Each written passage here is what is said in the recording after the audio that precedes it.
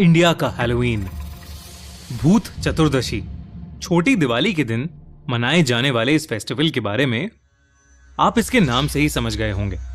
ऐसा माना जाता है कि भूत चतुर्दशी के दिन इंसानी और रूहानी दुनिया के बीच का रास्ता खुल जाता है और पैरानॉर्मल एक्टिविटीज बहुत ज्यादा बढ़ जाती हैं। ठीक वैसा ही जैसा बाहर के देशों में हैलोवीन पर या डे ऑफ द डेड पर होता है। तो आज की कहानी है इंडिया के हैलोवीन, भूत चतुर्दशी के बारे में। मनन के मॉम डैड शादी के बाद अमेरिका शिफ्ट हो गए थे और मनन वहीं पर पला बड़ा था। पर कुछ ही सालों में मनन की मॉम गुजर गई थीं। वो और उसके डैड अकेले ही अमेरिका में रहते थे। इस बार मनन के पापा को एक पुरानी प्रॉपर्टी के चलते 1 महीने के लिए इंडिया आना था और वो मनन को अपने साथ ले जा नहीं सकते थे। इसलिए इंडिया आकर मनन के पापा ने उसे उसकी कोलकाता में रहने वाली मासी सुमोना के पास ही छोड़ दिया। मनन को यह सब बिल्कुल भी पसंद नहीं था क्योंकि अक्टूबर के महीने में हैलोवीन आता था जो मनन को बहुत पसंद था। मनन ने अपनी सिचुएशन को एक्सेप्ट किया और चुपचाप अपनी मासी के घर चला गया। मनन की मासी का घर बहुत ही आलीशान था। उनकी फैमिली में कुल मिलाकर 5 लोग थे। मनन के कजन भाई बहन, मौसा मौसी और घर की सबसे बड़ी दादी। दूसरे दिन जब मनन सुबह उठा तो उसने देखा कि पूरा घर बहुत ही सुंदर तरीके से सजा हुआ था। घर का माहौल देखकर मनन का मूड भी ठीक होने लगा था। तभी मनन की नजर अपनी दादी पर गई।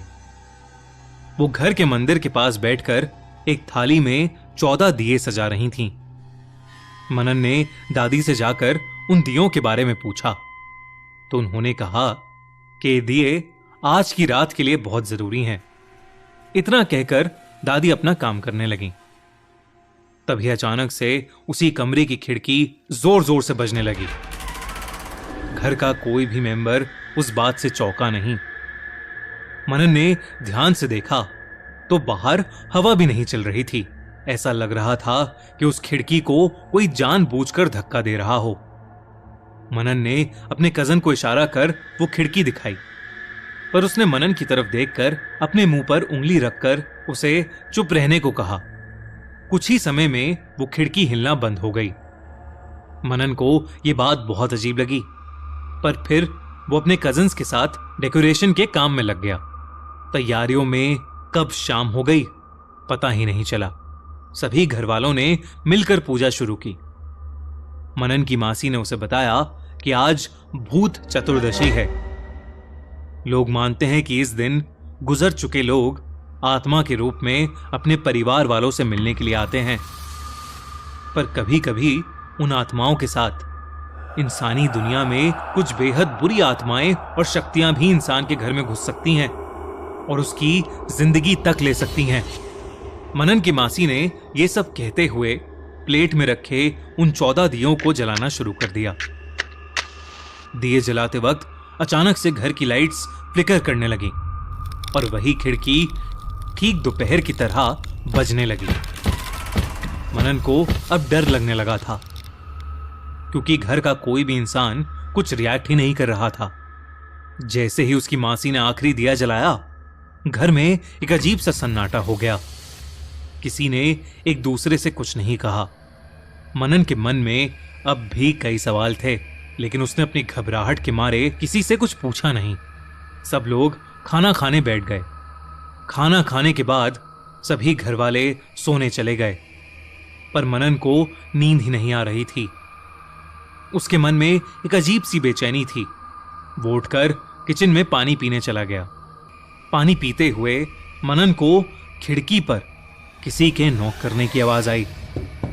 मनन ने ध्यान से देखा तो उसे खिड़की पर एक हाथ नजर आया जो खिड़की को बजा रहा था।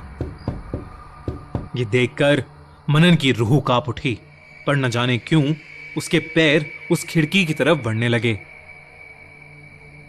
मनन जैसे ही खिड़की के नजदीक पहुंचा, अचानक से खिड़की के पास रखे दियों की रोशनी बहुत तेज हो गई और खिड़की पर मनन को दिखा कि वो हाथ गायब हो गया। मनन ने अपनी जिंदगी में कभी कुछ ऐसा एक्सपीरियंस नहीं किया था। वो उन दियों के पास बैठ गया और उन्हें नजदीक से देखने लगा। उन्हें देखते देखते अचानक से मनन को जोर से एक छींक आई और उस छींक से उन 14 दियों में से एक दिया बुझ गया। उस दिए के बुझते ही मनन को बहुत तेज ठंड लगने लगी। वो उस दिए को जलाने के लिए माचिस उठाने पीछे मुड़ा तो उसने जो देखा उससे उसका दिल ही दहल गया।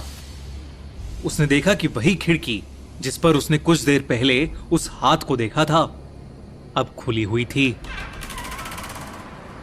और ठीक उस खिड़की के साथ एक आदमी खड़ा था जिसका आधा मुंह बीच से कटा हुआ था। वो मुस्कुराता हुआ मनन को देख रहा था। उसकी भयानक मुस्कान देखकर मनन की चीख निकल गई और वो वहां से अपने कमरे की ओर भागा। वो जैसे ही अपने कमरे में घुसा तो उसे एक बूढ़ी औरत उसके बेड पर बैठी दिखी। मनन की आहट से उस बूढ़ी औरत ने अपना मुंह पीछे मोड़ा और मनन की ओर देखा तो मनन के होश उड़ गए।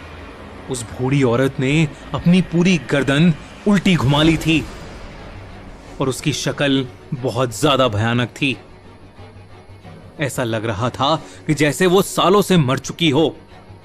मनन फौरन उस कमरे से बाहर भागा, पर वो जहां भी जा रहा था उसे बस मरे हुए लोग ही दिखाई दे रहे थे।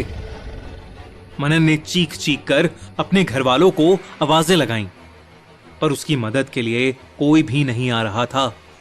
भागते भागते मनन घर के हॉल में आ गया था। देखते ही देखते सभी मरे हुए लोग जो मनन को दिख रहे थे वो उसकी तरफ आगे बढ़ने लगे। मनन का दिल जोरों से धड़कने लगा और धीरे धीरे उसकी आंखें धुंधलाने लगीं। कुछ ही सेकंड्स में मनन जमीन पर गिर गया और अपने होश खो बैठा।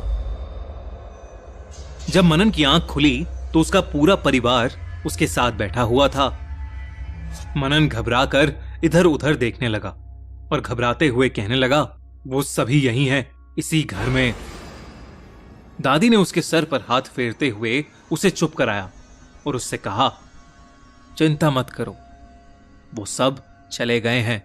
मैंने वो दिया जो बुझ गया था वो फिर से जला दिया। अब हम सब बिल्कुल सुरक्षित हैं।